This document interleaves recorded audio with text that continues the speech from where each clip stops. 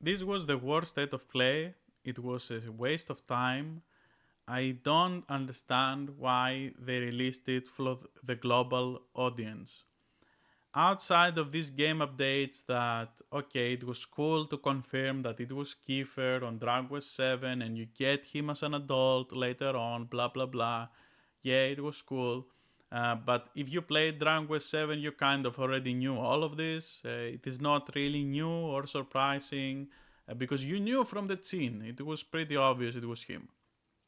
So outside of that, cool, we saw some Riot Train stuff, which was cool about the updates. We saw some Marvel talk on, which was cool. The X Mansion was cool, but when it gets down to showing anything new, this was nothing. And all this was, all this video was not really about the presentation at all. The presentation was just a vehicle for marketing.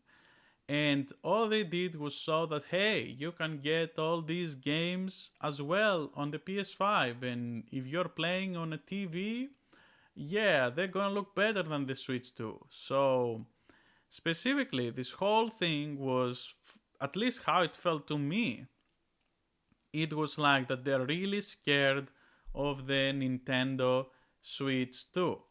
So all of these trailers, all of these, what was it, like 30 minutes? All of this ended up with this little thing over here, which was that the PlayStation 5 is going to have a special edition which is going to cost around 350 US dollars.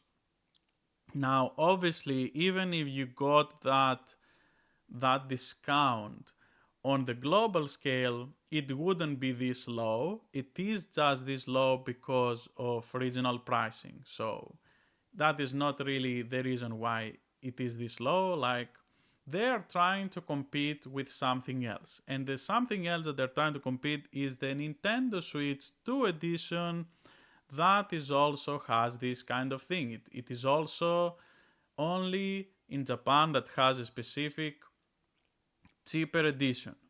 Now, I understand why they will do this. I understand why they feel the pressure outside of everything to have to do this. But what I don't understand is why they felt the need to show that they're discounting only in Japan.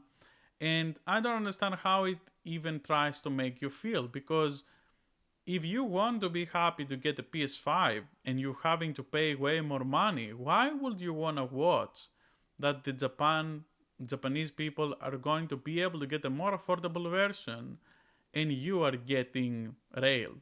So I really don't understand that kind of thinking. It kind of makes no sense to me. I understand why they're trying to compete, though. They're trying to compete with Nintendo, and they see the sales and they're feeling, they feel like they have to do something.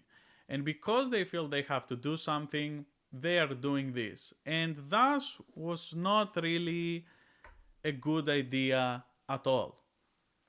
So because it was not really a good idea at all, right now we are kind of paying for this as viewers of this broadcast because they wanted to make it global for whatever reason. They could have just kept it in Japan, no one would complain, uh, and it would be different. But now you're making it like a marketing of state of play Japan, people getting very different expectations from what you're trying to do here.